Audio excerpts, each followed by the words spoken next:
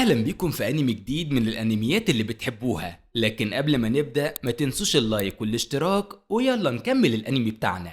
بيتكلم انمي النهاردة عن مجموعة طلاب اتنقلوا بشكل غامض لعالم تاني بسبب ملكة العالم ده، وبتطلب منهم مساعدتهم في انقاذ عالمها من الشر، وبتستقصي طالب منهم بسبب ضعف قوته وبتحكم عليه بالنفي المكان خطر جدا، ولكن الطالب ده هيكون اسوأ كوابيسها في العالم بتاعها. بيبدأ الأنمي براجل بيعنف طفل وبنشوفه بيبدأ يضربه بقسوة شديدة والطفل حتى مش عارف يقاوم، وبنسمع الراجل بيضحك وهو بيضربه كأنه مستمتع، وفجأة بيصحى شاب في أتوبيس من نومه على صوت ضحكة شريرة برضه، وبنشوفه مع زمايله من المدرسة وكانوا رايحين رحلة، وبنشوف شغل متنمر هو اللي بيضحك وبيضايق أياكا زميلتهم جدا واخد منها كتابها ورافض يرجعه، وأياكا بتحاول تاخده لكنها مش بتقدر، وبنشوف زمايلهم جزء منهم مش مهتمين للي بيحصل وجزء تاني بيضحكوا على أياكا. لكن فجأة بيقوم الولد اللي كان بيحلم من شوية وبيتدخل وبيطلب من شوغو يرجع لها كتابها، وبنعرف ان اسمه ميموري،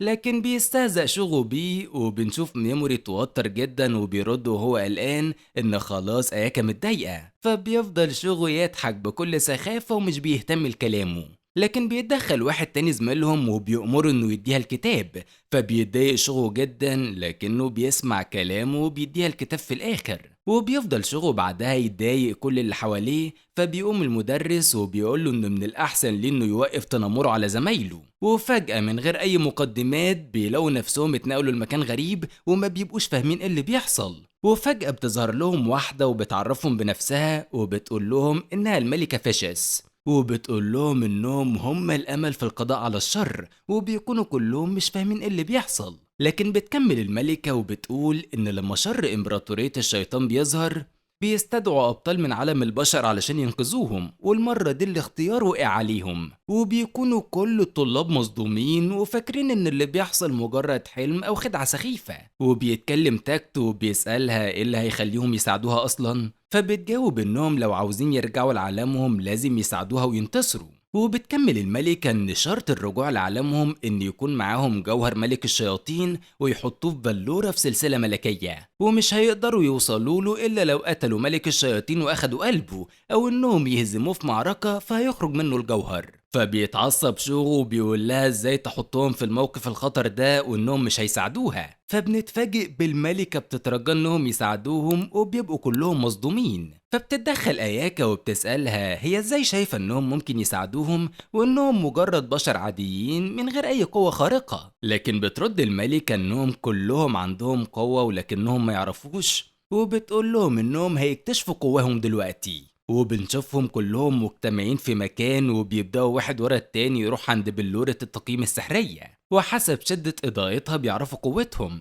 وبنلاقيهم كلهم بالفعل عندهم قوة ولكن باختلاف شدتها، وبيتقسموا بعدها لدرجات على حسب مدى شدة القوة، وبتكون الملكة مبهورة جدا بقوتهم ومبسوطة ان كل القوة دي هيستخدموها في محاربة الشر، وبيجي دور ميموري وبنتفاجئ بالبلورة بتنور بلون بنفسجي لأول مرة، ولما بيسأل الملكة ده معناه ايه بنلاقيها بتتجاهله تماما، فبيتضايق وبيعرف انها اقل درجة فبيفهم وبيمشي، وبعدها بتعلمهم ازاي يعرفوا تقييماتهم بتعويذة سحرية، وبنشوف ميموري بالفعل اقل واحد فيهم وعنده نفس قدراتهم كلهم ولكن بمعدل اقل كتير، وبعدها بتأمره الملكة يتحرك لمكان معين وبتقوله انه بما انه اقل واحد في الابطال وان البشر من النوع ده هم بيقدروا يتعاملوا معاهم وما بيكونش ميموري فاهم هي تقصد ايه، وبتبدأ تشرح له ان في العادي بيقتلوهم لكنهم قرروا يدوهم فرصة، وبتقول له ان الدايرة اللي واقف عليها هتوديه المكان عند الاطلال لكنه لو قدر ينجو منه ويوصل للسطح فهم هيسمحوا له يعيش عادي، فبيسأل ميموري لو ان المكان ده خطر، فبتقوله ان في ناس كتير بتروحه لكن نادر ان حد يرجع منه، وبتقوله بعدها ان المكان ده اسمه ارض التخلص، فبيتصدم ميموري وبيخاف جدا، وبيقولها انه ممكن يستخدم مهاراته وتقوى مع الوقت لكنها بترفض من غير حتى تفكير، وبتقوله انه هيبقى مجرد عائق في طريق باقي الابطال، فبيحزن ميموري جدا وبييأس خلاص، لكن فجأة بيروح له واحد وبنعرف ان صاحبه ياسو اللي بيساعده دايما، وبيفرح ميموري اول ما بيشوفه لكنه فجأة بيكلمه بتكبر وبيقول له انهم ما بقوش اصحاب وانه لازم يحترمه لان درجته اعلى منه بكتير وبيسيبه يمشي، وخلاص بتبدأ الملكة في الطقوس عشان ينتقل لأرض التخلص، وبتقوله إن كل اللي بيتنقلوا لهناك بيبقى معاهم أداة فريدة عشان تساعدهم شوية، وبترميله شنطة صغيرة بكل تكبر وبتقوله إن هي دي أداته. فبتتكلم أياكا وهي متعصبة وبتقوله إنه حتى لو ضعيف فما ينفعش يتخلوا عنه، لأن كان ممكن أي حد منهم يكون مكانه. لكن بنشوف الملكة راحت لها وضربتها بكل عنف خلتها تقع على الأرض، وبترجع تتكلم تاني كأن مفيش أي حاجة حصلت، وبتقول لهم يشوفوا زميلهم الضعيف لآخر مرة. فبيتعصب ميموري جدا وبنلاقيه بيحاول يستخدم قوته وبيهجم عليها، لكنها بتتصدى لهجومه بكل سهولة وبتقول له إن لمصلحته إنه يوفر طاقته للي هيقابله في أرض التخلص. وفجأة بيهجم عليها تاكتو وبنشوف هجومه شديد جدا لكنه برضه ما بيأثرش فيها، فبيقول لها انه بس كان بيجرب قوته. فبترد عليه انه محتاج ياخد باله وهو بيوجه هجومه فين بعد كده. وبتكلم ميموري وبتسأله لو عاوز يقول حاجة أخيرة، فبيبدأ ينهار وآخر حاجة بيقولها وهو متعصب جدا انه لمصلحتها انه ما يرجعش عايش من هناك. وبيوصل ميموري لأرض التخلص وبتكون ضلمة جدا، فبيستخدم الأداة اللي معاه علشان تنور، وبيشوف جمجمة على الأرض وبيتخض. لكن فجأة بيهجم عليه وحش ضخم جدا، فبيهرب ميموري بأقصى سرعته لكنه بيحصله. فبيقرر ميموري يقف ويواجهه، فبيخاف أكتر أول ما بيشوفه، لكنه بيشجع نفسه وبيفتكر سخرية زمايله منه، وبيستخدم سحره بكل قوة وبيقدر يجمد الوحش في مكانه. وبيتصدم انه نجح وبيقوم يجري بسرعة جدا وهو مش عارف اذا كان مجرد حظ او انه فعلا نجح. لكن فجأة بيظهر له وحش تاني فبيتخض ميموري، لكنه بيقرر ما يهربش ويستخدم نفس التعويذة فبتنجح برضه. وبيفتح يشوف تقييماته فبيلاقي ان معدل السحر عنده بدأ يقل لانه استخدمه كتير، وبيتفاجئ بالوحش الاول راجع يهاجمه بعد ما راح مفعول التجنيد. وبيفتكر ميموري تعنيفه وهو صغير وبيتخيل شكل الملكة وهي مبسوطة لو مات، فبيقول بكل تحدي ان جه وقت الصراع علشان يعيش.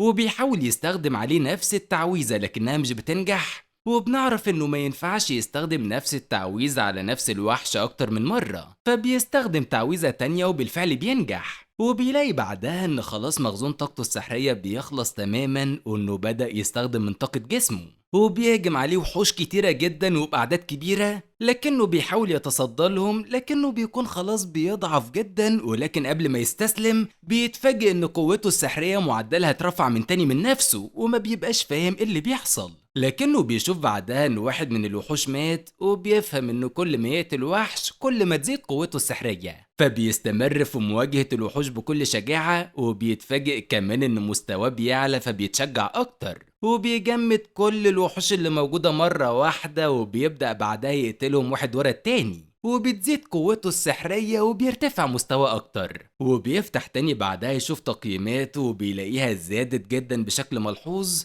وبتستمر في الزيادة لأن لسه في وحوش بتموت بسببه. وبيروح مفعول السحر من على مجموعة منهم، لكننا بنتفاجئ إنهم مش بيهاجموه وبيهربوا بسرعة من الاتجاه التاني. وبيبدأ ميموري بعدها يدور على مصدر أكل وشرب لكنه مش بيلاقي أي حاجة، ومش بيكون قدامه أي حل غير إنه ياكل من الوحوش اللي قتلها لكنه مش بيستحمل. وبيروح للشنطة اللي كانت معاه وبيلاقي لون البلورة اللي عليها اتغير، وفجأة بيحسها بقت أتقل، فبيفتحها وبيتفاجئ بأكل وحاجة يشربها وما بيبقاش عارف هو عمل ايه أصلا علشان يظهروا. وبنشوفه بعدها واجه وحوش جديدة وهزمهم كلهم، وبيستمر مستواه في الزيادة. وبيكون ميموري متأثر لأنه بقى بيقتل بكل سهولة ومن غير أي رحمة، وبيفتكر وهو طفل قد إيه كان بيعاني وكان بيتمنى يقتل السبب في معاناته بالرغم من إنه كان مجرد طفل. وبيفتكر برضه إن اللي أنقذوه من معاناته هو عمه وزوجته، وإنه بقى سعيد معاهم جدا واتمنى إنه يكون زيهم.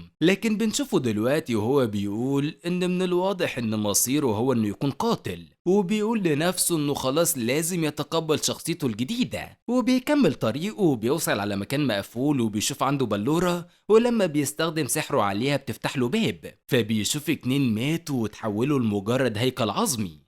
وبيشوف جنبهم شنطة مليانة مجوهرات وبيفكر انه اكيد هيحتاجها لما يخرج من ارض التخلص، وبياخدها. وبيبدأ يستكشف باقي الاماكن المقفولة كلها، وفي واحد منهم بيشوف هيكل عظمي برضه وبيلاقي جنبه رسالة هو سايبها، وبيكون كاتب فيها انه كان من الابطال وقوته كانت شديدة، لكن الملكة أجبرته يروح لأرض التخلص، وبنعرف إنه كان معروف ببطل الظلام، وبنلاقيه بيوجه كلام للي بيقرا الرسالة وبيقوله إنه لو معتقد إنه هيقدر يخرج من أرض التخلص حي فهو عاوز يأتمنه على حاجة موجودة في الشنطة جنبه. وبالفعل بيبدأ ميموري يشوف الشنطة وهو بيفكر قد إيه الملكة دي شريرة وقاسية، وبيصمم إنه لازم ينتقم منها. وفي الشنطة بيلاقي كتاب سحري محظور، وبيلاقي كمان ورقة سحرية لكنه ما بيفهمش اللي فيها، وبيفكر إنه لو قدر يفك شفرتها ممكن تكون حاجة يواجه بيها الملكة. وفي الكتاب بنشوف إن بطل الظلام كاتب بدمه إنه لازم يحذر من آكل الأرواح، فبيتخض ميموري لكنه بياخد الشنطة كلها وبيكمل طريقه، وبيوصل عند مكان مات فيه ناس كتير وبيشوف بوابة ضخمة وبيخمن إنها ممكن تكون الطريق للسطح، لكنه بيكون محتاج لقطعة معينة عشان يقدر يعدي، فبيروح يدور عليها لحد ما بيوصل عند آكل الأرواح وبتكون القطعة اللي محتاجها هناك.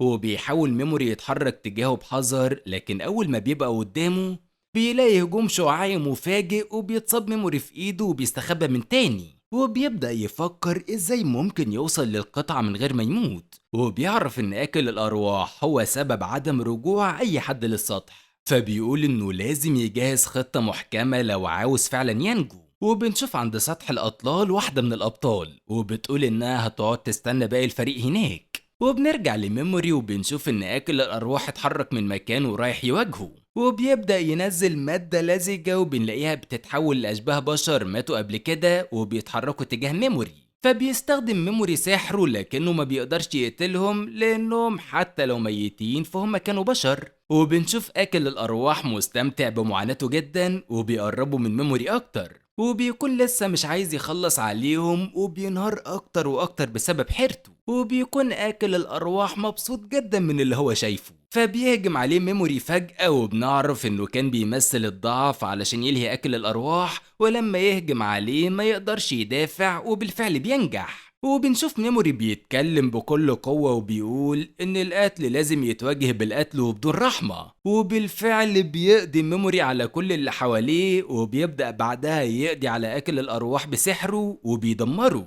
وفجأة بيخرج منه كل الأرواح اللي قتلها، وبنشوفهم كلهم بيكلموا ميموري وبيهنوه على إنه قدر يهزمه وبيطلبوا منه إنه لازم يقضي على الملكة. وبنشوفه بعدها بياخد القطعة اللي محتاجها من أكل الأرواح وبيروح بيها للبوابة وبالفعل بتفتح، وبننتقل للغابة وبنشوف فيها ذئب متوحش جدا بيهجم على شوغو، لكن بيواجهه شوغو بكل عنف فبيهرب منه الذئب لكن بيروح وراه شوغو. وعند تاكتو بيواجه تنين ضخم جدا لكنه بيقتله بشعلة نار شديدة جدا بكل سهولة. وفي مكان تاني في الغابة بنشوف ياسو وبيقتل برضه وحش وبيكون مستمتع جدا وهو بيخلص عليه. وبننتقل لكوباتو وبنلاقيها متوترة جدا فبتروح لها ساغي وبتقول لها بكل شر انها لو ما قتلتش الوحوش هيقتلوها هما، وبتقول لها ان زمايلهم بدأوا ينقسموا المجموعات وقريب جدا هيبدأوا يخلصوا على بعض.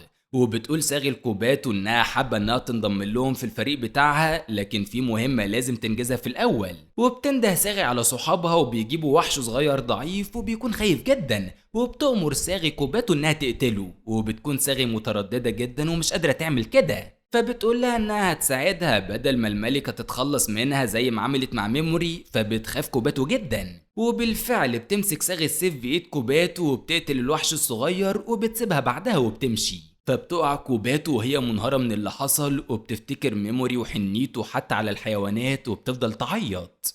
وفي أوضة عند الملكة بتفوق أياكا وبتفتكر إن الملكة ضربتها بسبب دفاعها عن ميموري، وبتقابل أياكا الملكة بعدها وبتمثل الملك إنها حزينة وبتعيط على اللي حصل لميموري، وبتقول لأياكا إن للأسف دي سياسة مملكة أليون، وبتكمل وبتقول لها إنها ما ينفعش تفضل مرتاحة لأن باقي زمايلها بدأوا بالفعل في اختبار قواهم على الوحوش، وإنهم خلاص هيبدأوا استبعاد كل اللي فشلوا أو قدرته ضعيفة في المواجهة. فبتتعصب أياكا وبتفهم إنها هتعمل فيهم زي ما عملت في ميموري، فبتستغل أياكا رتبتها العالية وبتقول لها إنها هتقضي على الوحوش اللي ما قدروش زمايلها يواجهوها، ولكن في المقابل مش هيتم استبعاد حد، فبترحب الملكة بالفكرة جدا وبتقول لها انهم لازم ينسوا اللي حصل بينهم وقت استبعاد ميموري ويبداوا صفحة جديدة، وبتوافق اياكا وهي مجبرة. وفي الغابة المظلمة بنشوف بنت بتجري بأقصى سرعتها وبتكون بتهرب من مجموعة حراس، وبنروح لميموري وبنشوفه في الغابة وبيحاول يعرف لأي مدى يقدر يستخدم قوته خارج أرض التخلص. وبيبدأ بعدها يستكشف الغابة، فبيتفاجئ بوحوش هلامية صغيرة بتتنمر على واحد أصغر منهم. فبيقف ميموري يتابع اللي بيحصل وهو متضايق على الوحش الصغير، لكنه بيفرح بيه لما بيشوف انه برغم ضعفه الا انه بيقاوم هجومهم. وبيتدخل ميموري وبيصيبهم كلهم بالشلل وبعدها بالسم، لكن بيلغي التأثير عليهم كلهم وبيهربوا، وبيفضل بس الوحش الصغير. وبيروح له ميموري وبيعتذر له انه ما انقذهوش من البداية وبيسيبه بعدها وبيمشي. لكن بيفضل الوحش الهلامي يمشي وراه، وبيستغرب ميموري في الاول لكن بيفهم بعدها انه منبوذ في عالم الوحوش زيه. فبيوافق ميموري انه يفضل معاه، وبيشوف الكتاب اللي معاه بيتكلم عن الوحش الهلامي، فبيقدروا يتواصلوا مع بعض. وبيسميه ميموري بغيمارو، وبيكملوا طريقهم سوا.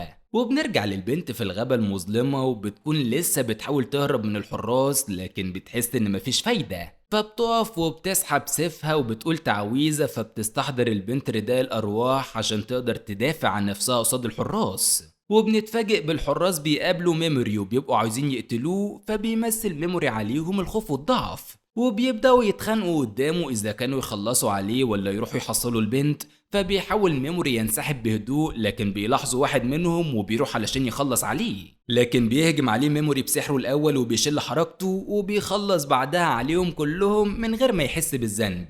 وبنرجع للبنت بنلاقيها فجأة حست باختفائهم وبتكون مستغربة جدا، وفجأة بتحس بحركة فبتهجم بسيفها، لكنه بيكون ميموري فبيشل حركتها. وبيتكلم معاها وبيقول لها انه مش حاسس فيها بالشر وعشان كده مش هيقتلها، انما هيسألها كام سؤال قبل ما يحررها. فبتسأله هي الاول لو انه قابل الحراس، فبيقول لها انه قتلهم. فبتتصدم البنت لان مستحيل حد يقدر يتغلب عليهم لوحده. وبيبدأ هو يسألها عن كل اللي عايز يعرفه، وبيتفاجئ انه مش في مملكة أليون ولكنه دلوقتي في مملكة أولزا.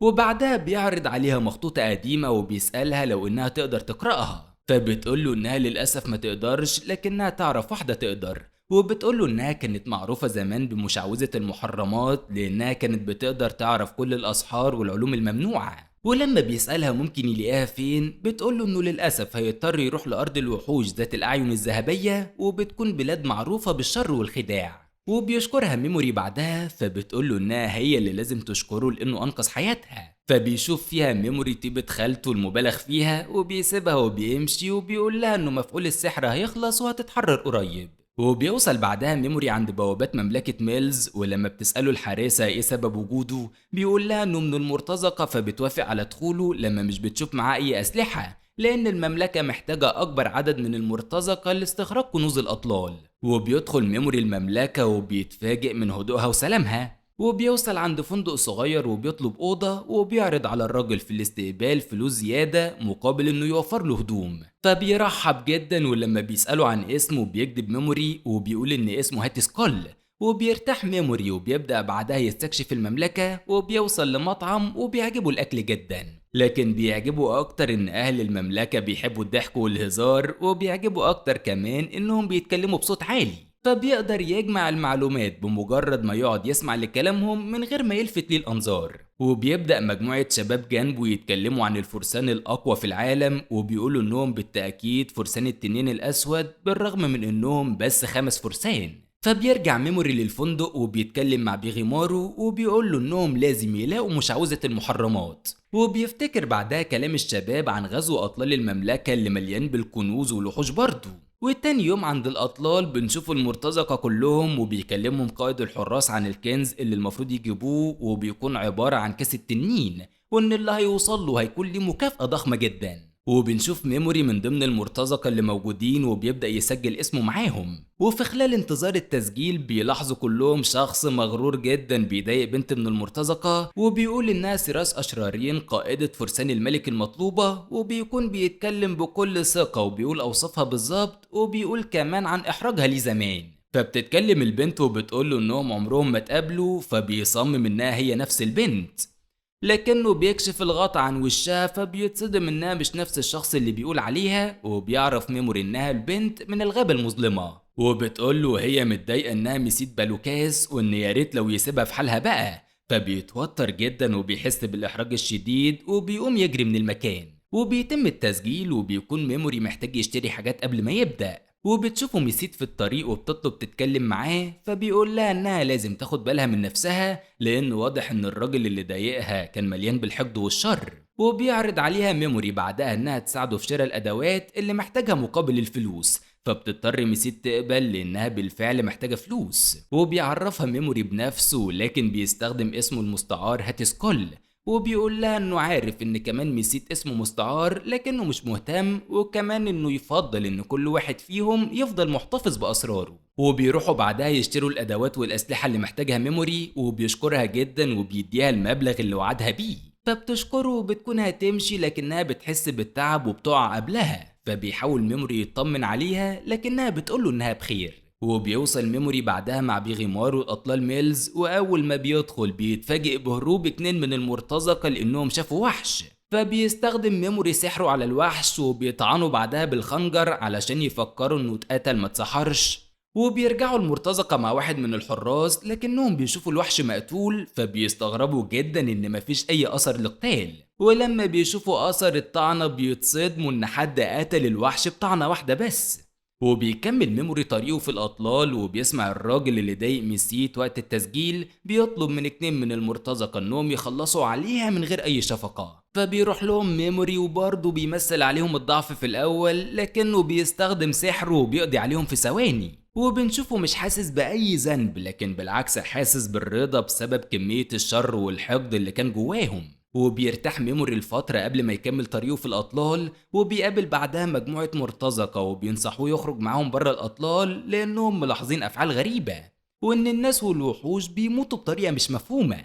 فبيشكرهم ميموري على اهتمامهم لكنه بيقول لهم إنه هيكمل طريقه، فبيطلبوا منه إنه بس ينبه المرتزقة التانيين في طريقه وبيسيبوه وبيمشوا. وبيعرف ميموري ان مفيش حاجة يقلق منها لان طريقة قتله هي مصدر القلق للمرتزقة. وبيكمل طريقه بعدها وبيوصل فعلا لكاس التنين وبيلاحظ وجود تنين صخري جنبه، لكن بيعرف ميموري انه مش مجرد تنين صخري، فبيستخدم عليه سحره بسرعة وبالفعل كان هيهجم على ميموري قبلها. وبياخد ميموري الكاس وبيدمر التنين جنبه. وفي نفس اللحظة بتوصل ميسيت وبتقوله انها كانت فاكرة انها اول واحدة هتوصل للكاس بسبب انسحاب باقي المرتزقة، فبيعرض ميموري عليها تاخد الكاس من غير تفكير وبيقول لها ان اصلا الكاس مش هدفه، وبيديهولها بالفعل. فبتتصدم ميسيت وبتسأله تقدر تقدم له ايه في المقابل، فبيقول لها ولا اي حاجة. وبيروح ميموري عند المكان اللي كان فيه الكاس وبنلاقيه قدر يفتحه وبيكون تحته ممر للأرض مليان وحوش، وبتكون دي غرض ميموري. وبيقول لها ان في وحش معين هو محتاج يوصل له في الأرض دي، فبتعرض عليه ميست انها تحميه في الأرض اللي رايحها كمقابل للكاس. فبيوافق ميموري لما بيلاقيها مصممة ولكن بشرط محدش فيهم يحاول يعرف حقيقة التاني، فبترحب ميسيت جدا. وبينتقلوا لأرض الوحوش وبنشوف ميسيت بتقضي على وحش بكل مهارة وبيهنيها ميموري بعدها. وبيسألها بعدها عن الوحوش ذات الأعين الذهبية، فبتقوله إنها من أقوى أنواع الوحوش وإن الفرسان بيستخدموها علشان يرفعوا مستواهم. وبتكمل وبتقوله إن الفرسان مش بيكتسبوا أي نقاط من قتلهم للبشر وعشان كده بيتجهوا للوحوش دايما. وبتقوله ان الوحوش دي بيتم القاء لعنة عليها من ملك الشياطين عشان يخرج اقصى درجة عنف موجودة جواهم، وبيكونوا على عكس كل الوحوش التانية اللي ممكن تتروض، وبتكون اللعنة هي سبب تحول عينيهم للون الذهبي. وبيوصلوا بعدها على مكان يرتاحوا فيه لكن بتقوله ميسيت انها حاسة بوجود وحش، فبيظهر بغمار وبيعرفها بيه وبيقول لها انه يعتبر شريكه فمش هيكون مصدر خطر ابدا. فبتمسكه ميسيتو وبتفرح بيه جدا لما بتتاكد انه فعلا لطيف. وبيقول لها ميموري بعدها انها لازم ترتاح لان باين عليها الارهاق الشديد، فبتوافق وبيستخدم ميموري عليها تعويذة النوم عشان يساعدها تنام مرتاحة. وفجأة اول ما بتنام بتظهر حياتها وبتبان المواصفات اللي قال عليها الراجل، وبتكون هي بالفعل سراس اشرارين قائدة فرسان الملكة. ولحد هنا بيكون خلص الجزء ده من الانمي بتاعنا النهاردة، واستنونا في الجزء اللي جاي. سلام.